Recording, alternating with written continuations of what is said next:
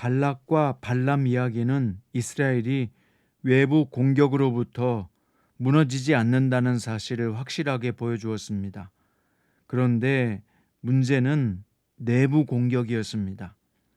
과연 이스라엘은 내부적 공격에서 이겨낼 수 있을까요? 오늘 본문은 민수기 25장 1절부터 18절이고요. 그 중에서 6절부터 12절입니다. 이스라엘 자손의 온 회중이 회막문에서 울 때에 이스라엘 자손 한 사람이 모세와 온 회중의 눈앞에 미디안의 한 여인을 데리고 그의 형제에게로 온지라.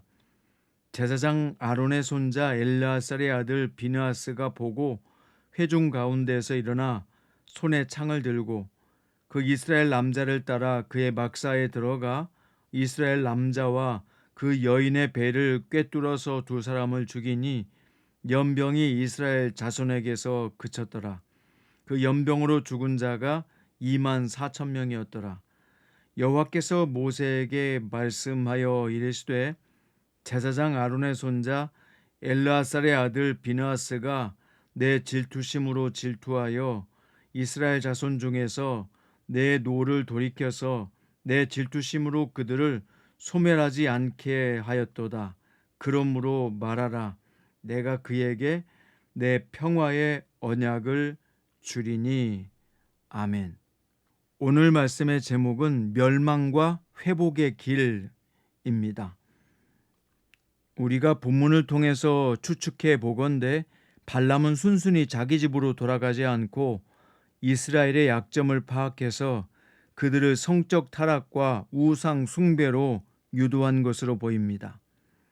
그래서 이스라엘은 바알볼, 즉 발람의 세 번째로 이스라엘을 저주하기 위해서 갔던 지역인 부올의 우상을 섬겼습니다.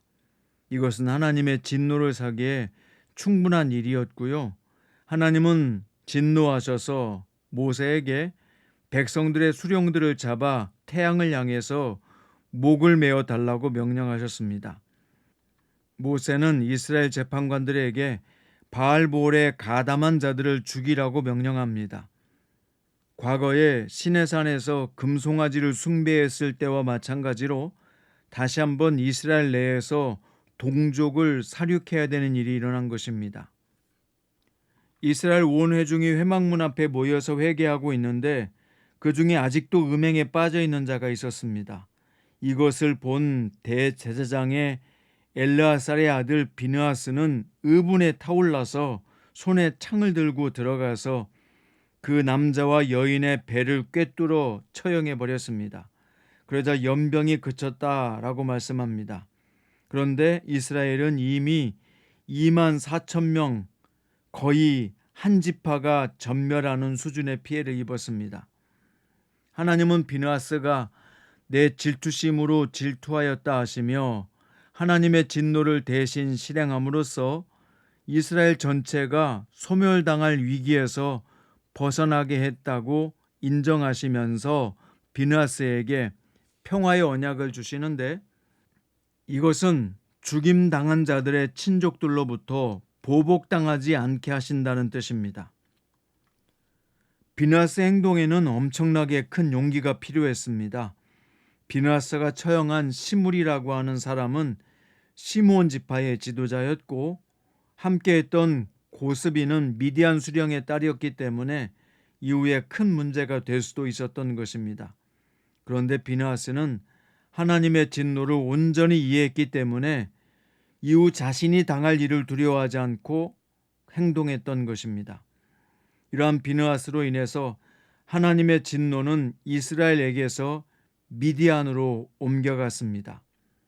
미디안은 모세가 애굽의 왕자로 있다가 도피해서 40년 동안 지냈던 지역이죠. 여러 지파가 있다고 하더라도 모세를 몰랐을 리가 없습니다. 그래서 이스라엘이 대적해야 될 민족이 아니었는데 이들이 이스라엘을 대적하기 때문에 하나님의 대적이 된 것입니다.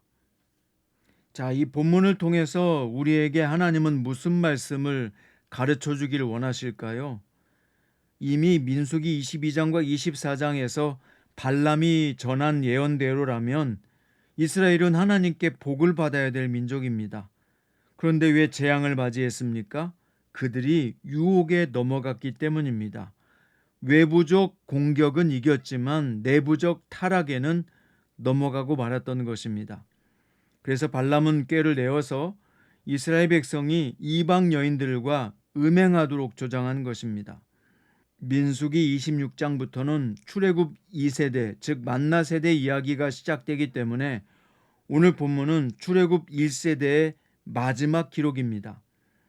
가나안 땅을 향해서 희망차게 출애굽했던 1세대는 음행과 그로 인한 재앙으로 허망하게 광야에서 죽음을 맞이했습니다. 자, 보세요. 이스라엘 백성이 가나안 입성을 생각한다면 더욱 영적 긴장감으로 무장해 있어야 했습니다. 그런데 그들은 여인들에게 마음을 뺏겨서 우상 숭배까지 저질렀습니다. 그동안 광야 40년을 잘 지내왔는데 마지막 끝까지 참지 못하고 결정적 순간에 넘어지고 만 것입니다. 이스라엘 온 회중이 회막문 앞에서 모여서 회개하고 있는데 그 중에 아직도 음행에 빠져 있는 자가 있었습니다. 그는 바로 시므리라고 하는 사람이었는데 그는 시므온 지파의 지도자였고 함께 동침하며 뒹굴었던 고스비는 미디안 수령의 딸이었기 때문에 이 두 사람을 비느하스가 죽인 것은 큰 문제가 될 수 있는 상황이었습니다. 하나님께서는 음행에 가담한 사람들을 죽이라고 말씀하셨고 연병으로 죽는 사람이 2만 4천 명이었고 온 회중은 회막문 앞에서 모여서 회개하고 있는데 이 시므온 지파의 지도자 시므리는 이방 여인을 불러들여서 음행을 저지르고 있었던 것입니다. 하나님의 징계를 받는 중에도 여전히 죄를 심각한 문제로 여기지 못했던 것입니다. 더욱이 시므리는 시므온 가문의 지도자요, 이방 여인도 미디안 지도자의 딸인 것을 본다면 단순히 남녀 간의 욕정을 넘어서 공동체 전체가 하나님을 의지 않고 성적으로 타락했음을 알 수 있는 것입니다. 영적, 도덕적 해이가 극에 달했던 상태를 보여주는 것입니다. 이때 대제사장의 아들 비느하스가 거룩한 분노로 두 남녀를 처단해서 하나님의 진노가 멈추게 됩니다. 이 본문이 우리에게 가르쳐 주는 것은 무엇입니까?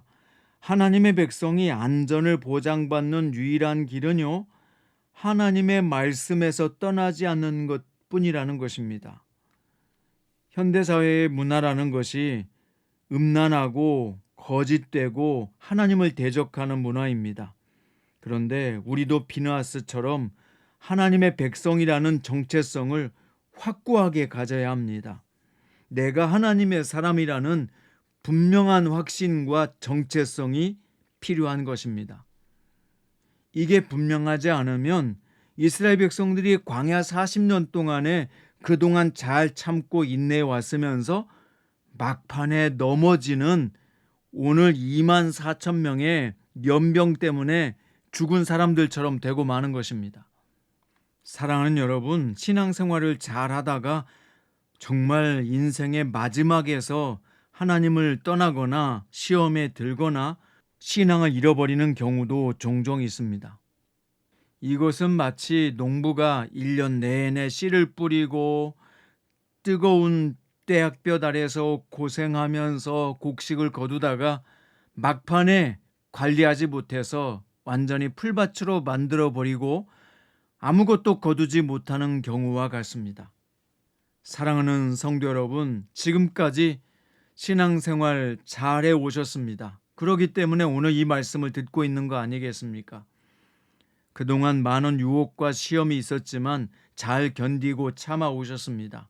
그런데 앞으로도 계속 잘 하나님의 말씀 안에 있어야 합니다. 여전히 하나님의 뜻 안에 있어야 합니다. 그리고 주님의 말씀대로 사는 것을 기쁘게 여기십시오. 그리고 마지막까지 충성하십시오. 비느하스처럼 죄 앞에서는 강한 의지로 결단하십시오. 정리하십시오. 거룩한 하나님의 백성으로 살기로 오늘 또 맹세하십시오. 오늘 또 하나님의 거룩한 백성으로 잘 살아서 멸망의 길이 아니라 회복의 길로 나아가는 성도가 될 수 있기 바랍니다. 끝까지 승리하시기 바랍니다.